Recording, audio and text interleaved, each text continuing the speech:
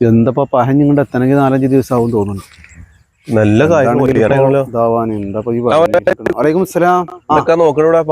ഞാനേ മെഷീൻ ഉണ്ടല്ലോ അവിടെ കൊയ്യിന് മെഷീൻ ഇറങ്ങിയിട്ട് അപ്പൊ അത് ഇങ്ങോട്ട് ആ പഹനോട് ഞാൻ പോയിട്ട് ചോദിച്ചപ്പോഴേ ഓന് അവിടുന്ന് ഇങ്ങോട്ട് കൊയ്തിട്ട് വരാം. അപ്പൊ 5-6 ദിവസം എന്തായാലും ആവും പറഞ്ഞു. ഏതാ കണ്ടത്?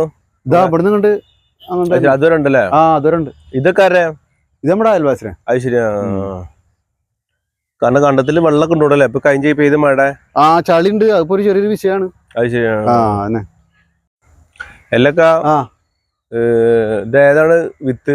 ഇത് ഉമ എത്ര ദിവസം ഇതുണ്ടാവും മൂപ്പ്? ഇത് 150 ദിവസമാണ്. 150 ദിവസമല്ല? 150 ദിവസമായി. ഇപ്പൊ എന്താ? ഞാനേ ഇവിടെ വീട്ടില് കുറച്ച് പണിയുണ്ട്. അപ്പൊ ഇവിടുത്തെ മറ്റേ ഈ നാടൻ പണിക്ക് പോണ ആളുണ്ട്. അപ്പൊ മൂപ്പറാളൊന്ന് വിളിക്കാൻ വേണ്ടി ഞാൻ പണ്ട് വരുമ്പോ പണി മാറ്റിട്ട് പോകണ്ടല്ലോ. അത് ശരിയാ. എന്നിട്ട് എന്താണ് അതിന്റെ വിശേഷം? കുട്ടികളൊക്കെ വിശേഷം സുഖമാണ്, കുഴപ്പമൊന്നുമില്ലോ അല്ലേ? മീനൊക്കെ ഉണ്ടല്ലോ അല്ലേ? ഇതിന് നല്ല മീനുണ്ടോ? കിടന്ന് തിളക്കുന്നുണ്ട്. കടുവ എന്തൊക്കെ തോന്നുന്നുണ്ട്. കല്ലുത്തിയൊക്കെ ഉണ്ട് തോന്നുന്നു. നാളെ നമ്മുടെ സൈതാലിക്ക് ഇതൊക്കെ വെച്ചിരുന്നു, വലൊക്കെ വെച്ചിരുന്നു. ആ കുട്ടികൾ വന്നിട്ട് കുറച്ച് ദിവസം മുന്നേ കുറെ കോരിക്കൊണ്ടായിരുന്നു.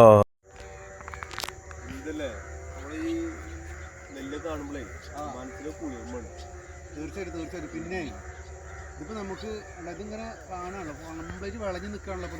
നോക്കി ഇതിപ്പോ നമുക്ക് ഇതിൽ നിന്ന് കുറെ ഇതായിട്ടില്ല, നമുക്കൊരു സന്തോഷം.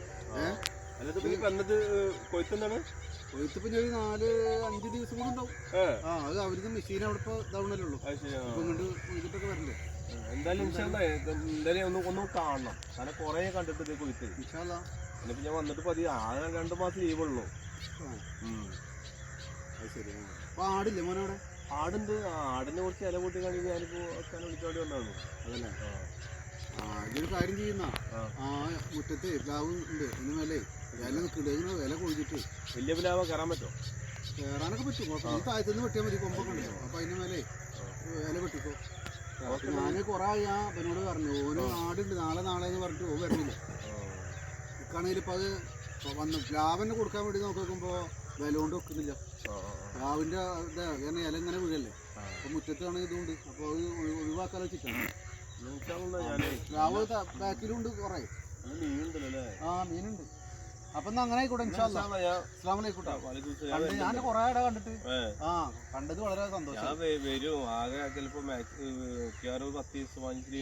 എന്തായാലും പ്രാവശ്യം ഈ കൊയ്ത്തൊക്കെ കാണാനായി കാണും അല്ലേ? ശരി, ആയിക്കോട്ടെ.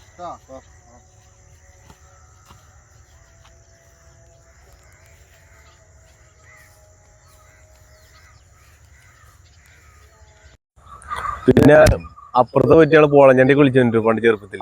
പുഞ്ച. പിന്നെ ഈ ഇന്നത്തെ കൊയ്ത്തും ഒക്കെ പറഞ്ഞാലേ, ഇന്നത്തെ ഈ കൊയ്ത്തും മറ്റുള്ള പ്രവാസികൾക്ക് ഭയങ്കര ഒരു നഷ്ടമാണ്. അവര് കാണാൻ പറ്റില്ല ഒന്നാമത്തെ. തീർച്ചയായിട്ടും. എന്റെ മോൻ വരാറുണ്ട്. എന്റെ മോന് പിടിച്ചിരുന്നു. അപ്പൊ അവനക്ക് ലീവില്ല. അത് ശരിയാ. അപ്പൊ അവൻ വരാറുണ്ട്. ഞാൻ എല്ലാ വർഷവും വരാറുണ്ട്. അവനക്കൊരു രസം. ശരി. ചെറിയ കുട്ടികൾക്കൊക്കെ വീഡിയോ എടുത്തിട്ട് അയച്ചു കൊടുക്കണ. പക്ഷെ ഇത് ഇപ്പത്തെ അവര് 24 hours അവര് ഫോണിലല്ലേ. അവർക്കൊന്നും അറിയില്ലല്ലോ. സ്കൂളിട്ട് വരെ ഫോണിലിരിക്കുക. ചുറ്റുവട്ടത്തൊന്നും ഇറങ്ങില്ല. ഇത് കൊയ്യെന്ന് പറഞ്ഞത് ഒരു ഉത്സവമാണ്. തമിഴ്നാട്ടിലെ ഒരു ഉത്സവം. ഇത് ഒരു പൂരം.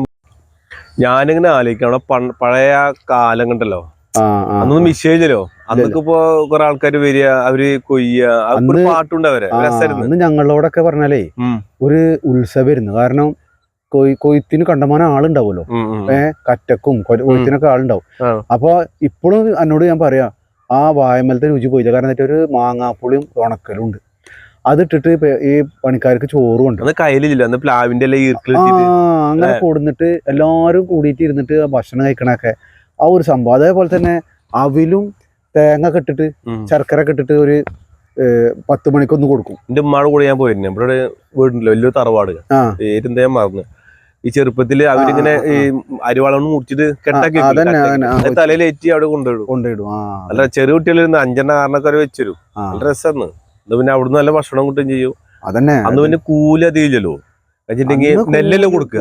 നെല്ലാണ് കൂലി കൊടുക്കുക. കാരണം മിക്കവാറും ചില വീട്ടിലൊന്നും കാര്യങ്ങളൊന്നും ഇല്ലല്ലോ, ഉണ്ടാവില്ല. അപ്പൊ ഈ നെല്ലാണ് കൊടുക്കുക. കൊയ്യാനും ആളുണ്ടായിരുന്നു.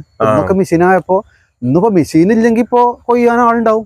അതിന്റേതായിട്ടുള്ള മെഷീൻ ഇറങ്ങിയപ്പോ ഒക്കെ അപ്രത്യക്ഷമായിട്ട് പണിയില്ലാണ്ടായി.